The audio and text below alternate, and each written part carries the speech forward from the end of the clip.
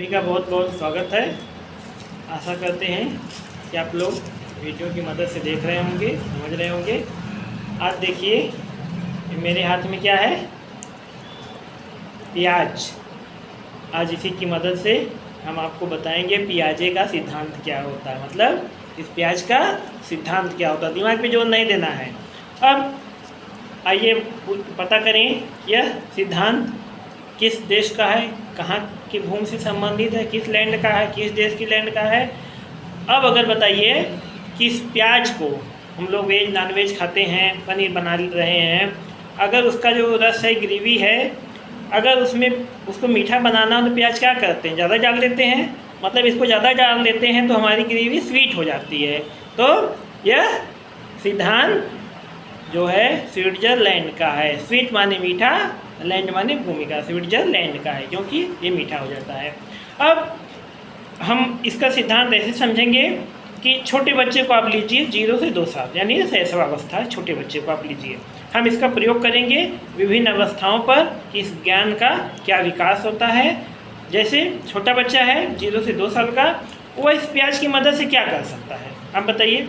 अगर बच्चा है उसको बैठा दिया गया, अगर लेटा दिया गया, चल रहा है, चले क्या ऐसे, मतलब कि घुटने के बल खिसकेगा। अगर प्याज को क्या कर सकता है, प्याज को छू सकता है, देख सकता है, मतलब उसकी इंद्रियों की मदद से वो उसके बारे में कुछ अनुभव जानना चाहता है कि क्या है, कैसे है, यही कर सकता है। इससे उसके जो संवेदी मोटर होता है उसका विकास होता है। और यदि हम उसको छिपा दें प्याज को तो क्या करता है, वो उसको खोजने की कोशिश करता है कि वो वस्तु प्रेजेंट थी, मतलब प्रेजेंट थी और कहाँ चली गई। वो सोचता है कि कोई भी वस्तु जो है वो अस्थाई होती है और प्रेजेंट रहती है। तो छोटे बच्चे का हो गया। अब इसके बाद हम आते हैं अपने मतलब जो प्राथमिक में बच्चे पढ़ते हैं उनकी एज क्या होती है। अब तो एडमिशन देखिए आप 6 साल के बाद ही हो रहा है, तो मान के चलिए 7वें साल, तो 7, 8, 9, 10, 11, 7 से 11 साल के बीच वह हमारे यहाँ रहता है। अब इसके पहले जो स्थिति होती है 0 से 2 वाला शैशवावस्था हो गया। इसके बीच की स्थिति होती है जो पूर्व प्राथमिक शिक्षा कहा जाता है, उसको आप समझिएगा कि 2 से 7 साल के बीच। अब 2 से 7 साल के बीच का बच्चा है, उसको हम दे दें प्याज, तो क्या कर सकता है, वो हो सकता है इसको कैच कर सकता है इसको, और मतलब कि इससे वो खेल सकता है, खेलने की कोशिश करेगा। इसीलिए 2 से 7 साल की जो अवस्था होती है उसको खिलौनों की भी आयु करते हैं। और कहा भी गया है कि जो बच्चे हमारे यहाँ एडमिशन अगर लेने आते हैं, अगर छोटे रहते हैं तो हम यही करते हैं, अभी इसकी खेलने की उम्र है और ये इसको मतलब कि खेलने के लिए दीजिए। हमारे यहाँ जो बच्चा आता है वह प्याज है, इसे क्या कर सकता है, 2 प्याज बता सकता है, ये छोटी है, ये बड़ी है।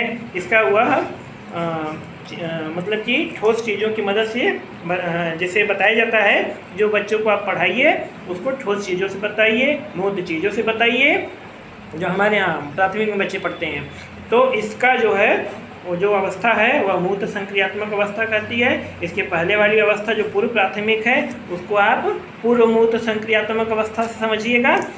अब हमारे यहाँ जो बच्चा है वो इसको बता सकता है, छोटा है, बड़ा है, इसका उसे ज्ञान होता है, यह ज्ञान का संरक्षण है जिसकी मदद से बताता है कि ये प्याज छोटी है, बड़ी है। अब इसके बाद 11 साल के बाद औपचारिक अवस्था समझिए, मतलब जो बच्चा हमारे यहाँ से निकल गया तो वह इसके बारे में तर्क कर सकता है कि प्याज अगर 2 है तो ये क्यों छोटी है, ये क्यों बड़ी है, इसमें क्या होता है, आदि चीज़ें। तो आइए हम आपको इस दिखाएँ, प्याज की मदद से ज्ञान का विकास, मतलब प्याजे का संज्ञानात्मक विकास।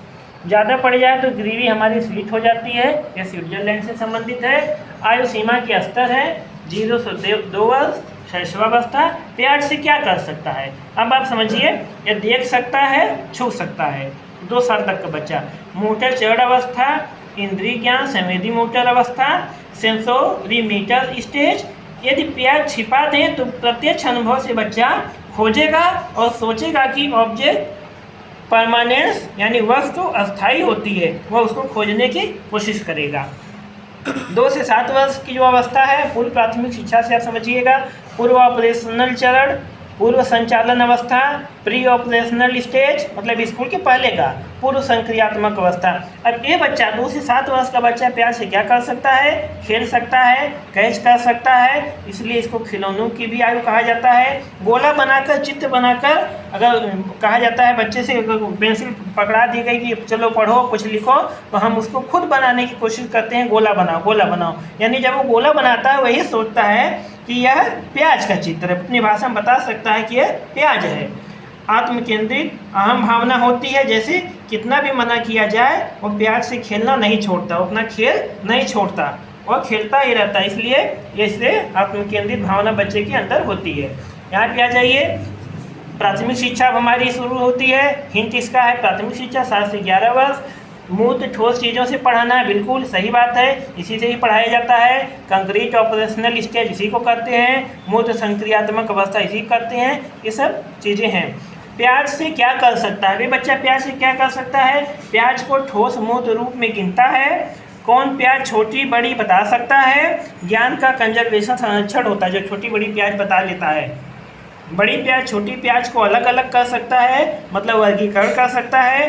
प्याज के बारे में अपना अनुभव बता सकता है कि जमीन के नीचे उगती है।